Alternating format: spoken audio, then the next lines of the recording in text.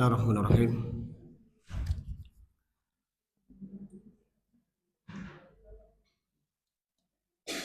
Assalamualaikum warahmatullahi wabarakatuh. Alhamdulillah, segala puji bagi Allah Subhanahu wa taala. Wassalatu wassalamu ala Rasulillah, salawat dan salam pada Rasulullah Muhammad sallallahu alaihi wasallam.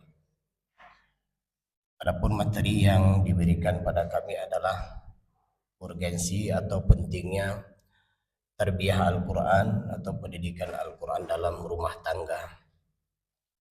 Untuk sesi pertama kita melihat dulu bahaya tidak ada pendidikan Al-Quran dalam rumah tangga. Di sesi ini kita akan melihat beberapa hal yang terjadi dalam sebuah rumah tangga ketika tidak ada pendidikan Al-Quran. Bahaya yang pertama adalah kehilangan pedoman hidup. Ini yang pertama.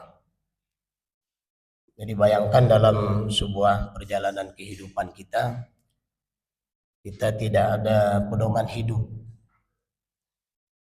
Padahal dalam setiap perjalanan kita, apapun yang kita lakukan, kita perlu pedoman, kita perlu jukla, kita perlu sebuah aturan. Mulai dari hal yang paling kecil kita lakukan, katakanlah seperti membuat kue, atau membuat sebuah kegiatan, ada moderator yang sebagai pembawa acara, ada MC yang mengatur acara, kemudian ada panitia dengan semua tugas yang telah diberikan. Intinya apa? Agar kegiatan tersebut berjalan dengan baik. Nah, ini bayangkan sebuah perjalanan besar dalam hidup ini, kita nggak punya pedoman. Nah, inilah bahaya yang pertama kalau dalam sebuah keluarga tidak ada pedoman hidup. Maka di dalam surah Al-Baqarah ayat 2 Allah berfirman, "Dzalikal kitab la raiba fihi hudan lil muttaqin." Kitab Al-Quran ini tidak ada keraguan padanya, petunjuk bagi mereka yang bertakwa. Coba lihat di surah Al-Baqarah ayat 2 ini Allah sudah tegaskan agar Al-Quran itu bisa menjadi petunjuk, menjadi pedoman, maka jangan ada keraguan. Jadi kalau hari ini orang tidak mau mengambil Al-Quran sebagai pedoman hidup, penyakitnya adalah ragu. Kalau saya ambil Al-Quran sebagai pedoman hidup, apakah saya akan jadi orang hebat? Nah, jadi berbagai macam pertanyaan-pertanyaan dalam dirinya itu membuat dia, karena dia dari ragu tadi. Nah, bahkan lebih dahsyat lagi adalah mereka memilih pedoman yang lain. Padahal Al-Quran itu produknya Allah, kenapa ragu? Sementara dia memilih pedoman yang lain, justru itu yang harus diragukan. Karena kalau itu kegiatan, kalau itu dibuat oleh manusia, maka dia akan bersifatnya wan, prasangka, praduga, ya, kemudian sebagai bentuk percobaan. Tapi kalau dari Allah itu tidak, pasti benar. Al-haqqu birrabbik, itu kata Allah. Al-haq itu dah dari Allah, maka fala takunanna minal mumtarin, jangan ragu. Nah, ini yang pertama. Kemudian hudan lil muttaqin. Al-Quran itu baru menjadi petunjuk kalau dia bertakwa. Nah, sementara dia tidak ada kegiatan program tarbiyah Quran dalam sebuah keluarga atau dalam rumah tangga, bagaimana dapat petunjuk? Kita nggak pernah belajar, bagaimana bisa pintar? Kita nggak pernah belajar, bagaimana dapat ilmu? Begitu juga dalam sebuah rumah tangga, ketika tidak diterapkan pendidikan Al-Quran dalam rumah tangga tersebut, maka bagaimana dapat ilmu rumah tangga tersebut? Maka sekali lagi, bahaya yang pertama, tidak ada pendidikan Al-Quran adalah kehilangan pedoman hidup. Nah, itu sebuah kelompok terkecil dalam kehidupan masyarakat adalah keluarga. Bayangkan kalau sebuah keluarga itu tidak dididik dengan Al-Quran, kemudian dalam lorong tersebut ada berapa keluarga. Akhirnya dari sebuah keluarga menjadi sebuah kelompok masyarakat. Kemudian desa, kemudian kecamatan, kemudian kabupaten, kemudian provinsi, kemudian sebuah negara. Ini kan baik buruknya sebuah negara ditentukan dari sebuah keluarga. Ya, memang dia nampaknya seperti kesannya kecil, tapi di sinilah yang akan membentuk sebuah negara hebat atau sebuah negara hancur. Nah, ini yang pertama. Ya, jadi sebuah keluarga yang tidak ada pendidikan Al-Quran, tarbiyah Al-Quran, maka dia nggak ada pedoman hidupnya. Maka kita jangan heran, sebuah keluarga yang tidak ada pedoman hidup dari Al-Quran, maka dia akan mengadopsi, ya, akan mengadopsi pedoman-pedoman yang lain. Bisa saja lingkungannya rusak, maka rusaklah keluarga tersebut. Bisa saja bacaannya yang rusak, maka rusaklah keluarga tersebut. Bisa saja temannya yang rusak, maka rusaklah keluarga tersebut. Dan yang lebih parah lagi adalah ayah dan maknya rusak. Ya, induknya rusak, maka rusaklah anak-anaknya. Nah, maka oleh karena itu sekali lagi kita melihat bahwa bagaimana bahaya tidak adanya tarbiyah Al-Quran dalam sebuah rumah tangga. Bahaya yang kedua adalah meningkatnya kebodohan dalam agama. Semua kita kalau ditanya apa sumber tertinggi rujukan Islam, pasti jawabannya Al-Quran dan hadis. Nah, itu tidak ada khilafiyah. Dari Al-Quran dan dari Al-Quran itulah lahirnya tafsir. Ya, berbagai macam tafsir-tafsir dibuat oleh para ulama, tentunya dikarang oleh para ulama. Dari hadis itulah lahirnya berbagai macam kitab-kitab, ya, untuk menafsirkan Al-Quran, untuk memahami Al-Quran. Jadi antara Al-Quran dan hadis dua hal yang tidak bisa dipisahkan. Terkadang dalam Al-Quran disebutkan secara umum, itu dirincikan dalam hadis. Terkadang ada hukum yang tidak disebutkan dalam Al-Quran, disebutkan dalam hadis. Dan coba lihat bagaimana sayangnya Allah kepada kita, bukan hanya menurunkan Al-Quran, ditambah lagi dengan hadis. Nah, disinilah lahir nanti para ulama-ulama tafsir, para ulama hadis, dikarangnya kitab-kitab tauhid, dikarangnya kitab fiqih, dikarangnya kitab sirah nabawiyah, sirah para sahabat, kemudian berbagai macam kitab yang itu menjadi pedoman bagi kita. Sumber rujukan utamanya adalah Al-Quran dan hadis. Nah, makanya sekali lagi kita berharap belajar Al-Quran dan hadis ini perlu kita belajar kepada ulama-ulama yang soleh dan benar. Ya, mereka telah mensyarahkan berbagai macam kitab, baik itu tentang tauhid, tentang fiqih, akhlak. Nah, itu kita baca. Contoh sederhana misalnya Riyadhus Shalihin, ya, Imam Nawawi jadi mensyarahkan, menulis kitab tentang adab, tentang akhlak. Dan nanti ada lagi kitab-kitab yang lain dan seterusnya. Baik, ini yang kedua. Jadi meningkatnya kebodohan dalam agama. Padahal kebodohan yang terbesar adalah kebodohan seseorang dalam agama. Kenapa kebodohan terbesar? Seseorang yang bodoh dalam agama, maka dia tidak mengenal Allah. Di akhir surat Al-Fatihah ada dua golongan yang Allah menyuruh kita berlindung dari kedua golongan tersebut. Satu, al-maghdub. Siapa al-maghdub? Yahudi. Apa ciri khas mereka? Mereka itu dimurkai. Kenapa dimurkai? Karena mereka tahu kebenaran, nggak mau ambil kebenaran. Ini kan bodoh juga namanya. Tahu ini kebenaran, tapi dia nggak mau ambil. Maka dia dimurkai. Maka betapa banyak terkadang kita melihat kehidupan manusia, dia tahu ini sebuah hal yang benar, betul, layak untuk diambil, tetapi dia tidak mau itu. Nah, ini ciri khas ataupun gaya daripada Yahudi. Nah, Allah nyuruh kita apa? Berlindung dari orang Yahudi seperti ini. Golongan yang kedua di akhir surah Al-Fatihah kita suruh berlindung apa? Ad-dallin. Ad-dallin itu adalah golongan yang sesat. Kenapa mereka sesat? Mereka memilih jalan yang salah. Kalau al-maghdub tadi tahu jalan yang benar tapi tidak mau ambil. Sedangkan ad-dallin ini memang nggak mau pilih jalan yang benar. Ya cari jalan sendiri. Pilih agama sendiri, dibuat sendiri. Pilih Tuhan sendiri, maka dalam sebulan bisa 10 Tuhan dibuat. Karena dengan cara sendiri. Akhirnya semua agama yang bukan agama Islam, maka Tuhannya salah, agamanya salah. Ini harus difahami. Jangan sampai dalam diri kita menganggap semua agama benar, salah. Itu rusak tauhidnya. La ilaha illallah. Tidak ada Tuhan yang disembah kecuali hanya satu Allah. Inna dina indallahil Islam. Satu-satunya agama yang benar itu Islam. Nah, ini kita memahami Islam, menganggap semua agama di luar Islam salah. Terus bagaimana dengan agama lain? Nah, ini supaya jelas. Agama lain juga begitu. Yahudi misalnya. Mereka menganggap selain orang-orang Yahudi itu semua salah dan tidak layak hidup di atas permukaan bumi ini. Orang Kristen misalnya.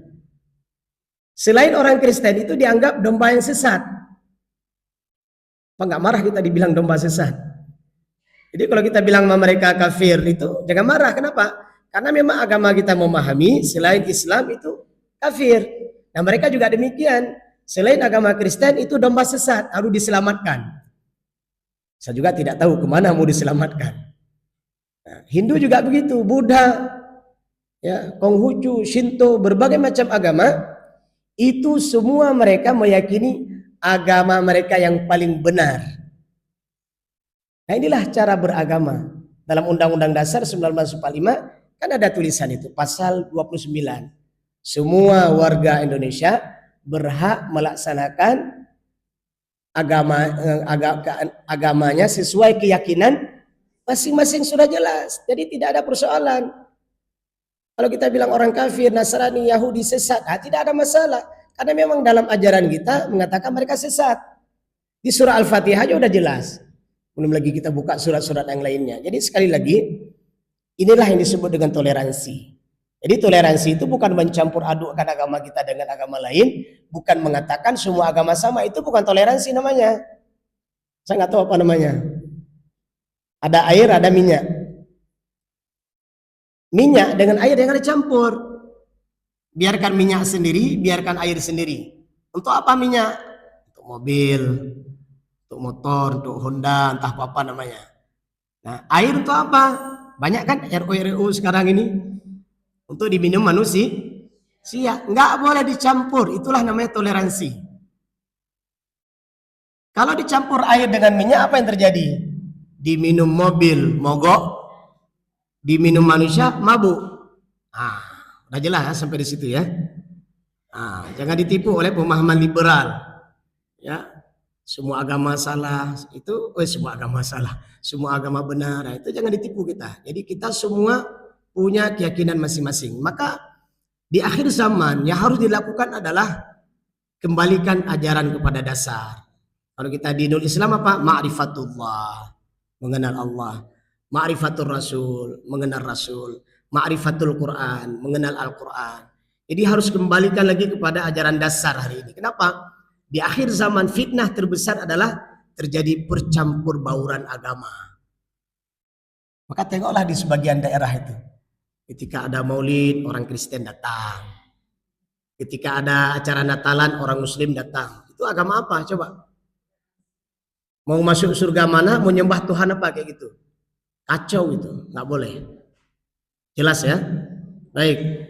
Akibat tidak ada tarbiyah Al-Quran, maka meningkatnya kebodohan dalam agama. Itulah yang saya sampaikan tadi. Hari ini banyak sekali agama yang muncul di atas permukaan bumi ini. Saya hanya ingin sampaikan satu hal. Agama yang benar itu cuma satu, Islam. Agama dari Allah. Jelas. Ya, mulai dari diturunkan Al-Quran dari Lauhul Mahfud ke Baitul Izzah. Kemudian dari Baitul Izzah yang sekaligus Al-Quran itu telah diturunkan 30 juz dari Lauhul Mahfud. Kemudian dari Baitul Izzah diturunkan secara bertahap selama 23 tahun. Yang menurunkannya itu Jibril, diturunnya itu kepada Nabi mulia yaitu Nabi Muhammad.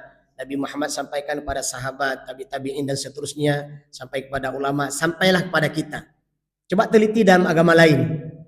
Apakah kitabnya diturunkan seperti itu? Tidak ada. Nah, ini kita harus meyakini itu. Maka hari ini besar-besaran orang kafir itu masuk Islam. Kenapa? Setelah mereka teliti, ternyata Islamlah yang paling benar. Maka banyak para pendeta itu membuat pengakuan. Selama ini saya tidak tahu mana agama yang benar. Begitu saya masuk Islam, nah disinilah saya mendapatkan agama yang benar. Begitu saya mengenal agama yang benar, maka saya mengenal Tuhan yang benar.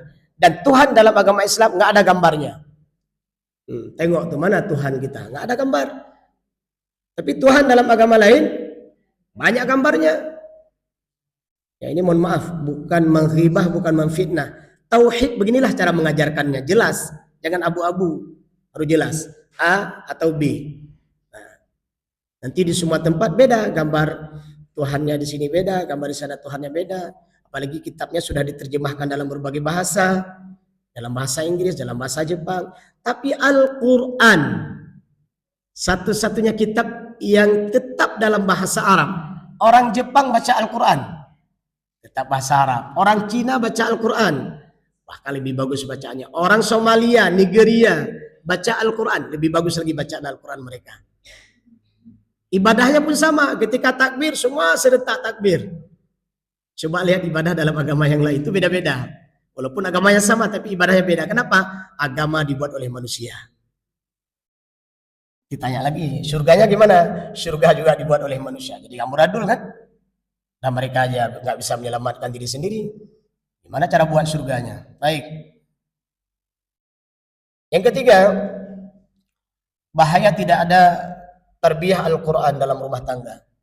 Keluarga menjadi jauh dari Allah dan mudah terjumus dalam kemaksiatan. Nah ini dia. Ya, banyak keluarga itu bahkan yang paling nyata kita melihat nggak sholat.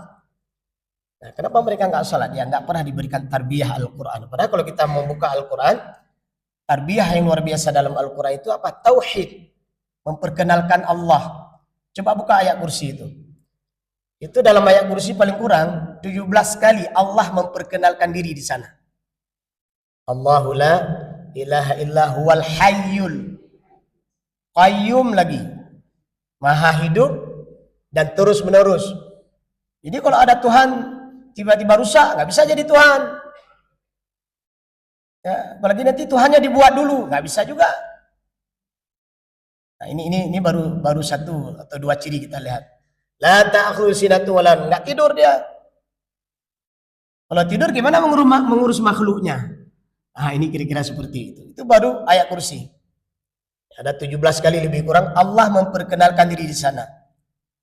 Nanti belum lagi surat Al-Ikhlas, belum lagi ayat-ayat yang lain. Jadi lihatlah, perhatikanlah, pendidikan terbesar dalam Al-Quran adalah memperkenalkan Allah. Maka sebelum diberikan pendidikan yang lain dalam keluarga kita, dalam masyarakat kita adalah berikan pendidikan tauhid dulu. Cobalah rukun Islam. Antashhada ilaha il, baru wa iqamis salah, kemudian wa ita'iz zakah, wa shaumi ramadan, wa hajjul baiti man istata'a ilaihi sabila. Tauhid dulu. Jadi kalau ada orang yang enggak sholat, apanya yang rusak? Tauhidnya rusak. Kalau ada orang yang tidak berzakat, apanya yang rusak? Tauhidnya rusak. Dan seterusnya. Kalau ada orang yang akhlaknya rusak, apa penyebabnya? Tauhidnya rusak. Maka pendidikan tauhid itu ada di dalam Al-Quran, ada dalam hadis. Nah ini, keluarga menjadi jauh dari Allah. Bayangkan, sebuah keluarga yang jauh dari Allah, apa yang terjadi? Maka dalam keluarga tersebut tidak ada bimbingan Allah. Allah berfirman, Inna ja'alna syayatin. Allah menjadikan syaitan-syaitan. Pada siapa? Aulia. Ya. Mereka itu dijadikan syaitan sebagai pembimbing mereka. Bagi siapa? Lilladzina la yu'minun.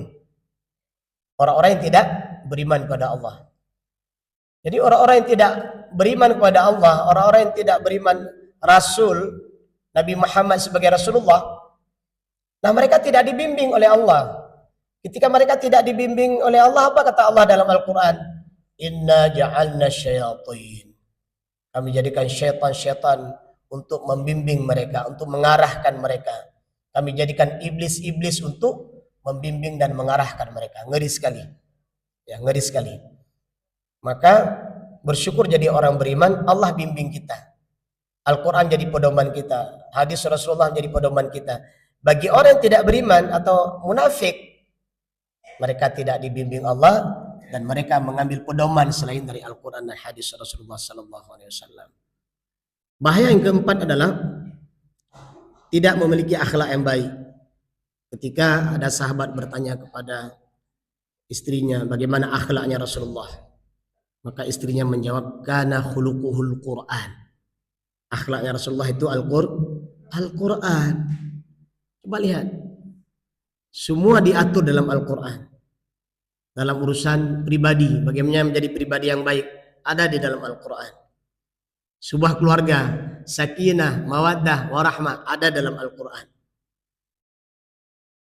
Perpolitikan, ada di dalam Al-Qur'an. Bagaimana menjadi muslim mujahid, ya, yang luar biasa, sifat mujahidnya ada dalam Al-Quran, surat Al-Anfal dan surat At-Taubah. Bagaimana akhlak seorang wanita, surat Al-Ahzab dan surat-surat yang lainnya.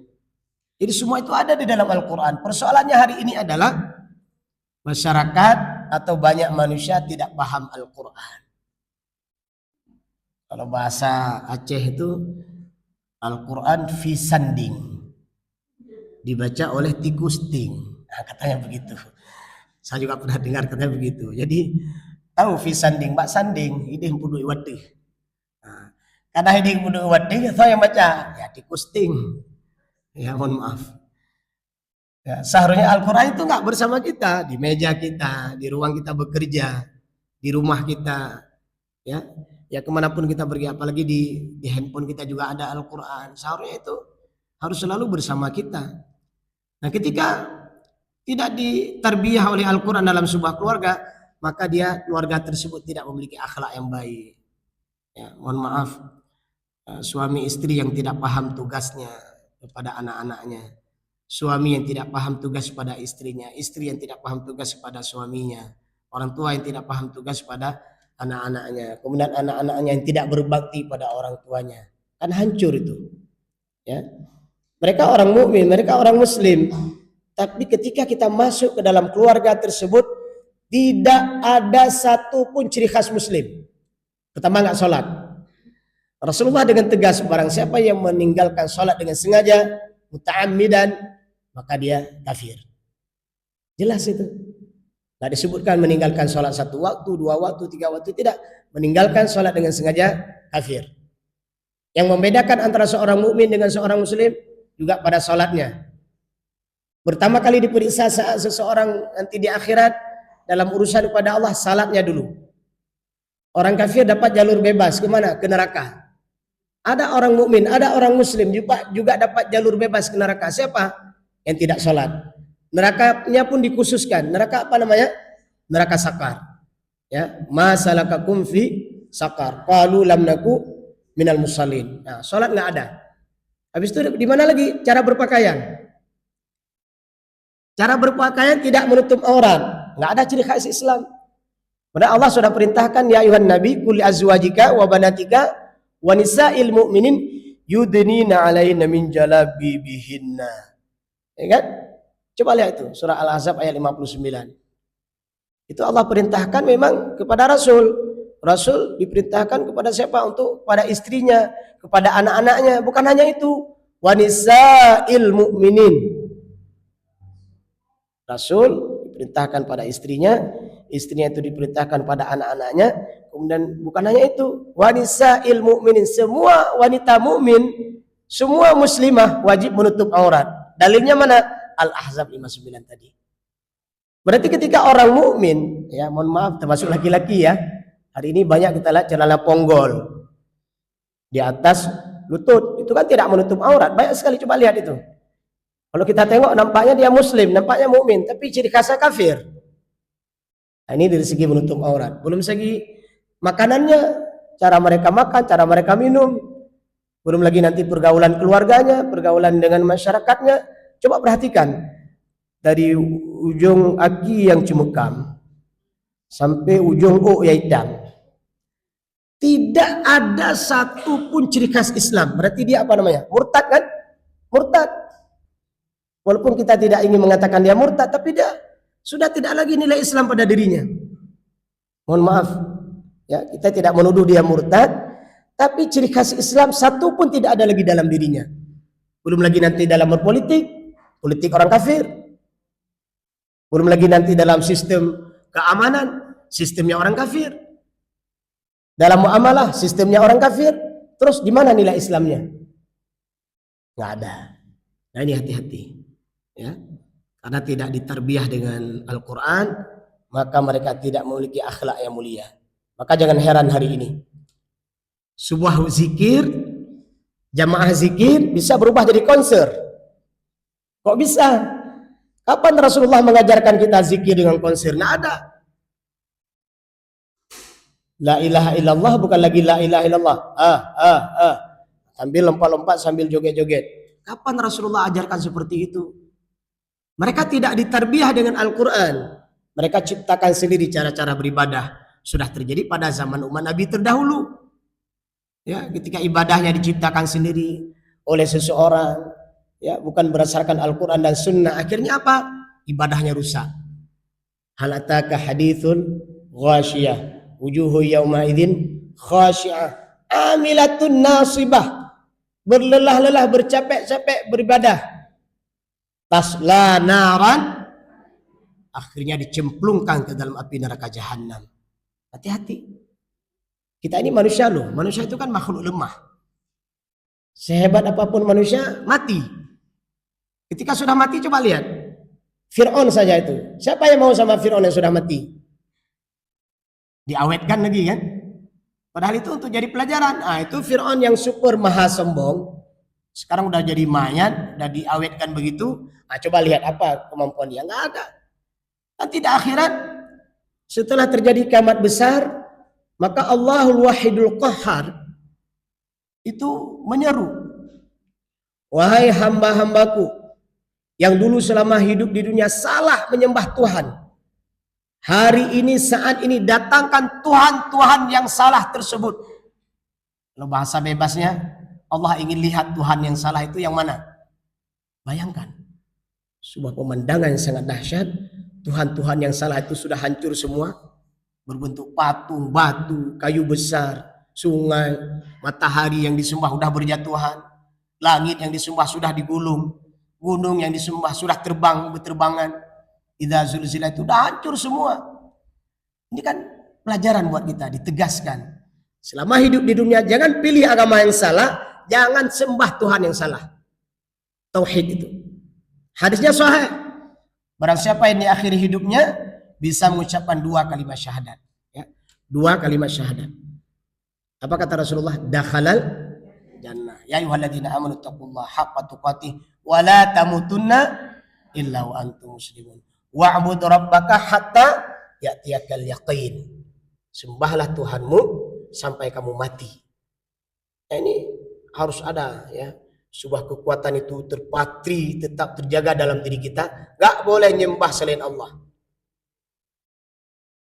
Yang kelima, bahayanya adalah sebuah keluarga yang tidak ditarbiyah dengan Al-Quran rentan terhadap perpecahan dalam keluarga. Bayangkan, kenapa terjadi cekcok suami dan istri, antara pasangan, kemudian orang tua dengan anak, anak dengan orang tua. Kenapa? Kita tidak ditarbiyah oleh Al-Quran. Gaya bicara kita bukan gaya bicara dari Al-Quran.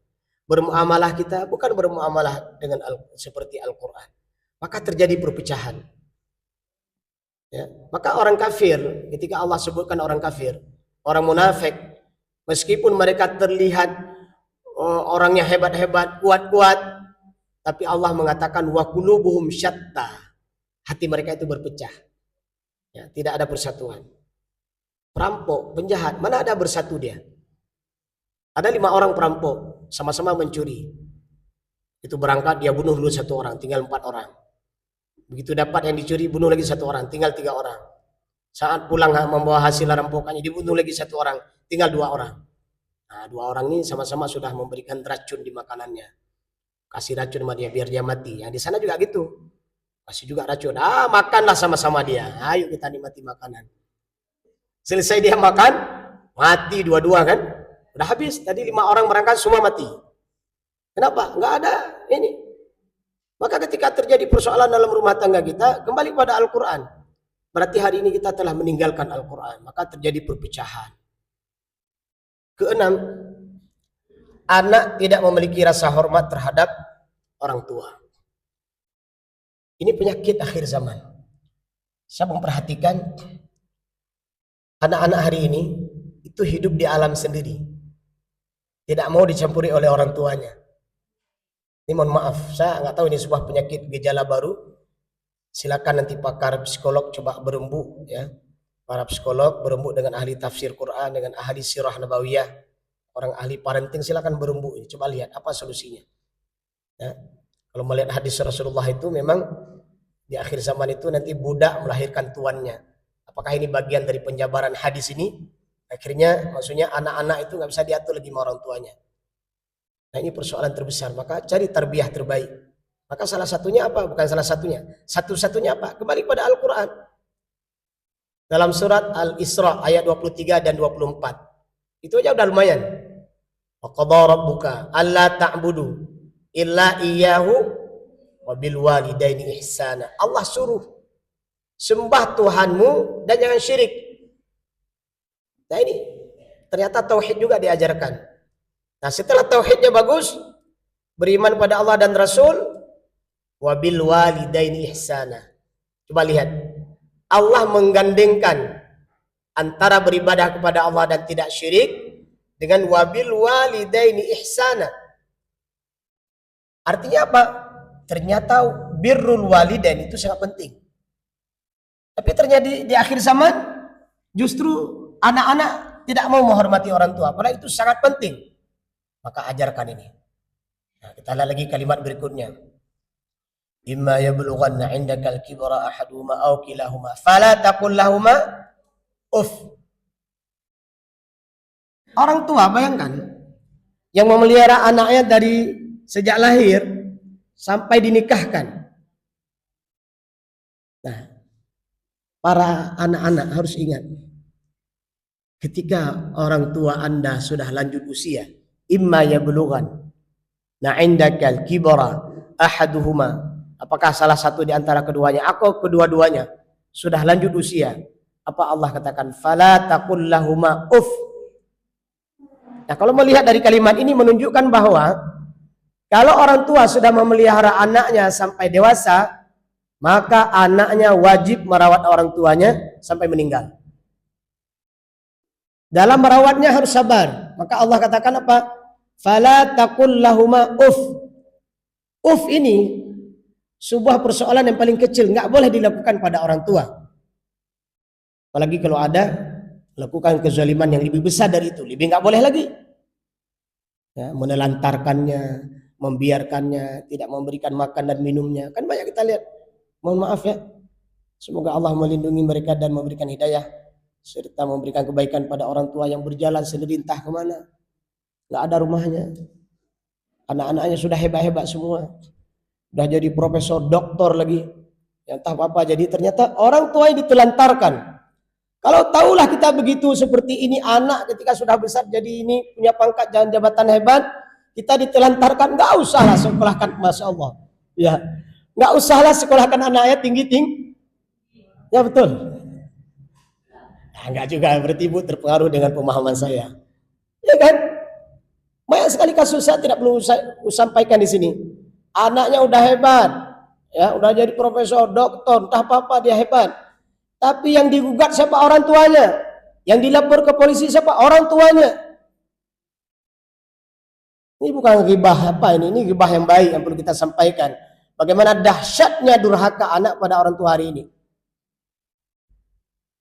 Jadi pikir menang kamu mang nih. Jadi kita nanti dayu tapi pendidikan kana nih. Pubu-pubu Quran dari rumah. Ya hafal hadis gede mentang. Ya purno keahlian mentang. Oh ya ada Tuhan ayo dirawat ayo paling kurang. Ini bukannya merawat kita, justru kita dilaporkan ke polisi. Mohon maaf. Anak macam apa ini? Ini bukan durhaka lagi, udah super durhaka ini. Ya. Nah ini coba lihat bagaimana anak itu berbakti kepada kedua orang tua, saja nggak boleh, apalagi melapor ke polisi. Apalagi sampai menendangnya, apalagi sampai menelantarkannya. Mohon maaf. Padahal pahala seorang anak itu ada di ridhonya kedua orang tua. Surga anak itu ada pada di ridhal walidain. Apa yang kita cari dalam hidup ini dengan hidup yang sangat singkat? Kecuali surga. Nah kita yang sebagai anak-anak, mana surga kita? Dari kedua orang tua itu ada surga. Orang tua yang punya anak, mana surganya? Ada pada anaknya, terutama yang perempuan. Laki-laki juga insya Allah. Tapi perempuan Rasulullah sebutkan khusus. Kenapa? Karena berhasil mendidik dia menjadi soleha, merawat dia menjadi soleh dan soleha, itu pahala surga. Bahkan seorang ibu yang melahirkan anaknya yang masih kecil, kemudian meninggal anaknya, maka kata Rasulullah, nanti anaknya tersebut akan menarik ibunya dengan tali pusatnya ke dalam surga. Ini luar biasa. Jadi bicara keluarga adalah bicara surga. Nah, makanya kita setelah berkeluarga bertahanlah agar kita mendapatkan surga Allah. Nah, kecuali ada hal-hal yang memang membuatnya kita tidak bisa bertahan, itu lain babnya, ada bab khusus nanti. Tapi ketahuilah, dalam rumah tangga itu banyak surga Allah disediakan pada mereka yang sabar. Ketujuh atau selanjutnya, keluarga tidak mendapatkan keberkahan hidup. Ya. Karena mereka tidak ditarbiyah dengan Al-Quran, mereka tidak mendapatkan keberkahan hidup. Apa arti berkah? Berkah itu artinya ziyadah, bertambah. Berkah itu artinya tumbuh. Apa arti tumbuh atau bertambah? Bertambah baik. Jadi sebuah keluarga yang tidak bertambah baik berarti nggak ada berkahnya. Padahal yang diharapkan bertambah baik, bertambah soleh, bertambah taat. Nah, tapi karena keluarga tersebut tidak ditarbiyahkan dengan Al-Quran, akhirnya keluarga tersebut nggak ada berkah. Umur kalau berkah banyak manfaat kan? Harta kalau ada berkah banyak manfaat. Keluarga yang ada berkah banyak manfaat. Apa contohnya? Keluarga tersebut menjadi keluarga yang sakinah, mawaddah, warahmah. Dalam keluarga tersebut ada ketenangan. Nah, ini keluarga berkah. Tenang di sini bermakna kita merasa nyaman dalam keluarga kita. Seorang pasangan hidup, ya keduanya antara suami dan istri rasa tentram, nyaman, dan sakinah, ya tenang, mawaddah warahmah, ada kasih sayang. Itu diharapkan. Maka kalau misalnya berkeluarga tersebut dengan tujuan KDRT, ya, supaya ada kekerasan dalam keluarga tersebut, maka Allah haramkan orang tersebut dalam keluarga itu. Tidak boleh kalau tujuannya untuk kekerasan. Baik, saya pikir ini tahap pertama dulu sudah kita selesaikan. Bagaimana bahayanya sebuah keluarga yang tidak ada pendidikan Al-Quran. Kalau masih ada waktu saya lanjutkan sedikit tahap-tahap pendidikan Al-Quran dalam sebuah rumah tangga. Berapa menit lagi? Insyaallah baik. Jadi kalau waktunya sudah selesai tolong diberikan kodenya. Nah, yang pertama adalah tahap usia 0 sampai 3 tahun. Nah, ini masuk materi inti kita.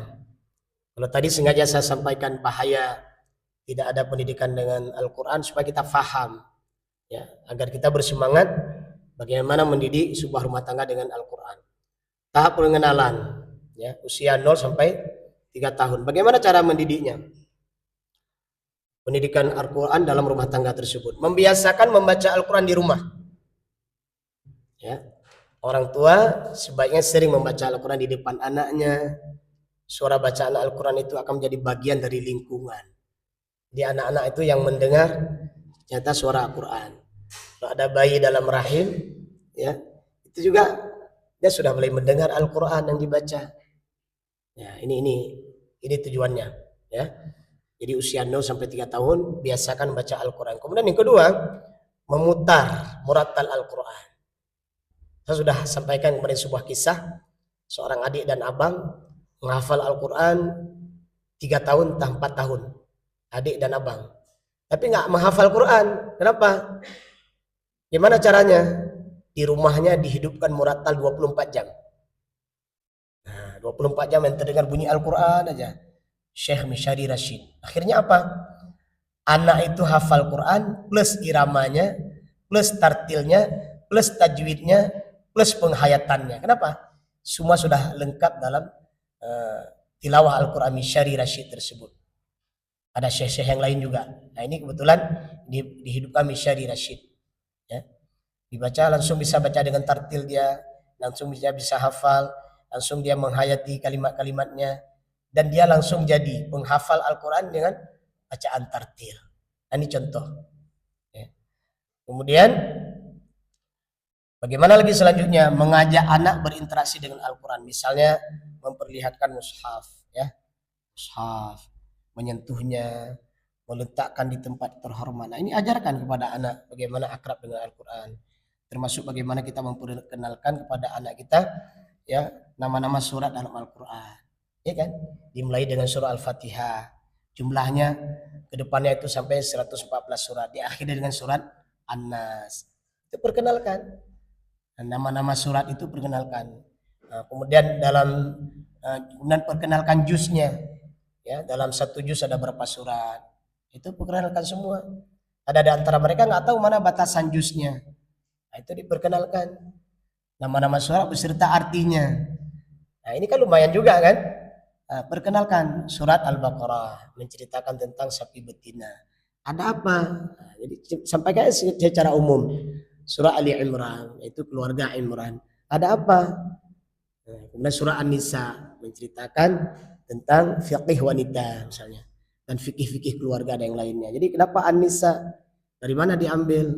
Dari kalimat yang ada di dalam surat tersebut. Nah, ini contohnya. Jadi secara umum perkenalkan aja kepada anak-anak supaya mereka tahu, ya, supaya mereka tahu apa itu Al-Quran. Nah, kan ngeri sekali ya ketika kita bilang coba buka surat Al-Isra, dia buka di akhir Quran, nggak dapat.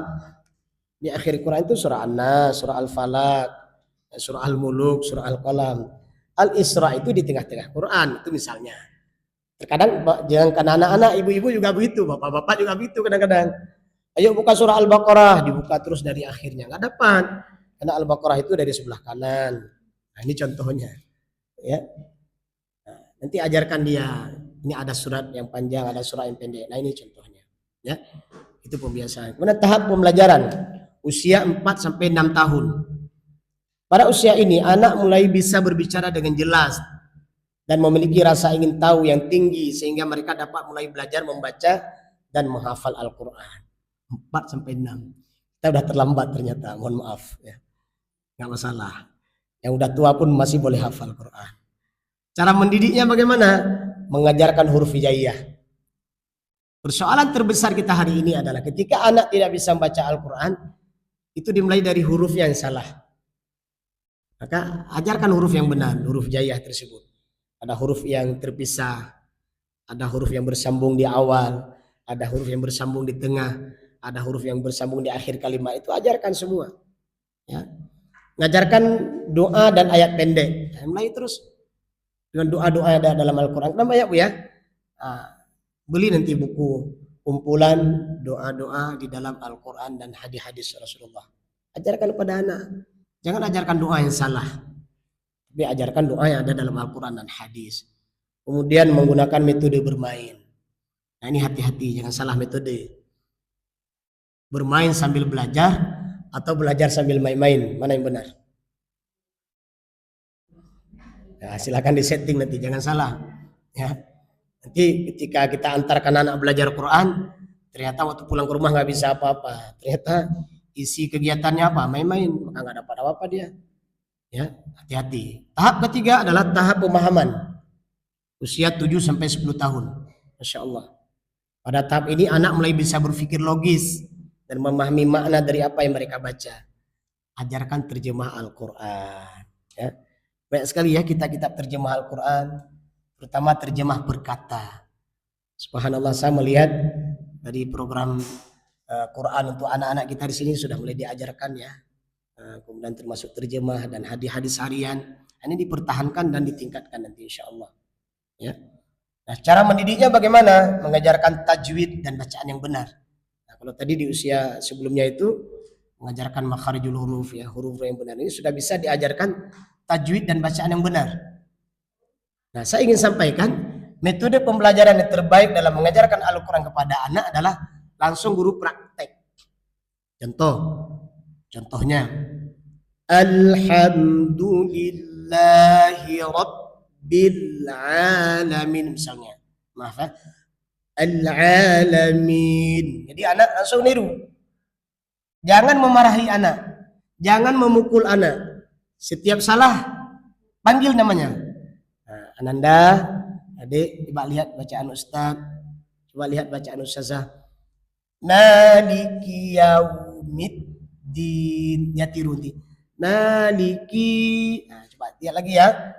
Ki-nya kan tidak dipanjangkan. Saya baca lagi ya. Jadi lebih banyak memberikan contoh. Ya, seorang syekh punya murid 500 orang. Dia bimbing sendiri, semua jadi. Gimana caranya? Dia bimbing dulu beberapa anak yang hebat-hebat, nanti anak ini dijadikan asisten. Akhirnya meneruskan apa yang diajarkan syekh ini kepada anak-anak yang lain.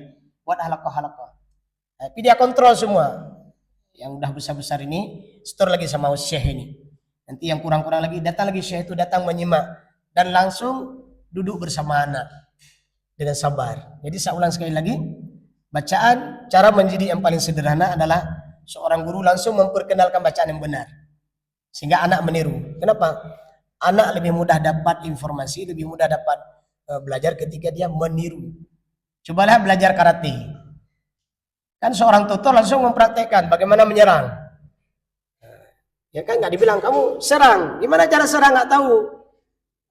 Kemudian tutorialnya dulu dibuat, ya dipraktekkan dulu. Gini menyerangnya misalnya.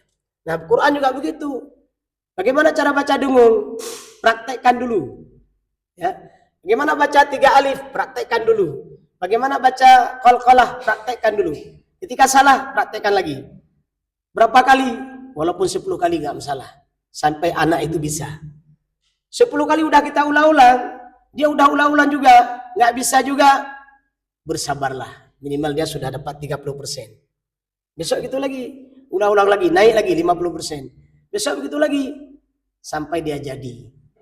Nah, ini salah satu caranya di antaranya. Kemudian apa? Mengenalkan ayat-ayat Al-Quran. Orang tua sudah bisa menjelaskan secara sederhana arti dari ayat yang sering dibaca dan doa sehari-hari. Kemudian mengajak berdiskusi tentang kisah dalam Al-Quran. Banyak sekali kan kisah dalam Al-Quran. Kisah para nabi, kisah para syuhada, kisah orang-orang soleh. Apalagi surah Al-Burud itu. Surah Al-Burud kisah seorang pemuda yang mengislamkan orang satu kampung. Coba itu luar biasa. Kisah Luqman. Ya. Nah ini subhanallah ya, sebuah lembaga pendidikan yang menerapkan kisah-kisah Al-Quran ini luar biasa. Anak-anak kalau sudah mengenal kisah Al-Quran, dia akan tinggalkan kisah-kisah lain yang tidak bermanfaat. Tetapi anak-anak kita ketika tidak diajarkan dengan kisah-kisah Al-Quran, maka dia akan mencari cerita-cerita yang tidak benar. Cerita di televisi, cerita di buku novel mungkin ya. Ini cerita di ini cerita, apalagi nanti ada cerita kawannya. Nah, semua itu cerita-cerita yang tidak bermanfaat. Menghabiskan waktu kepada cerita yang tidak bermanfaat. Belum lagi nanti cerita-cerita yang itu dibuat-buat di karang-karang. Tidak ada manfaat sedikit pun. Kemudian apa lagi? Menanamkan adab terhadap Al-Quran. Di akhir zaman ini salah satu fenomena adalah orang-orang kafir yang benci kepada Al-Quran melakukan berbagai macam kejahatan kepada Al-Quran. Ya, membakarnya, macam-macam. Nah, sekarang orang Muslim, apa benar orang Muslim sudah menghormati Al-Quran? Ya, saat kita meletakkan sesuatu, mungkin banyak ada buku, ada Al-Quran, maka letakkan buku di bawah, Al-Qurannya di atas, posisinya di mana. Ajarkan mereka mencintai dan menghormati adab terhadap Al-Quran. Tahap keempat adalah tahap penghayatan dan pengamalan. Usia 11 tahun ke atas. Pada usia ini anak sudah mulai memahami nilai-nilai kehidupan dan mampu mengamalkan ajaran Al-Quran dalam kehidupan sehari-hari. Bagaimana cara mendidiknya?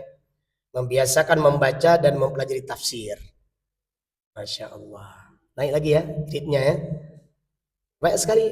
Ada tafsir Jalalain, ada tafsir Al-Qurtubi, ada tafsir Al-Maraghi, ada tafsir Al-Azhar. Banyak sekali. Ada tafsir Al-Ahkam. Ya, banyak sekali.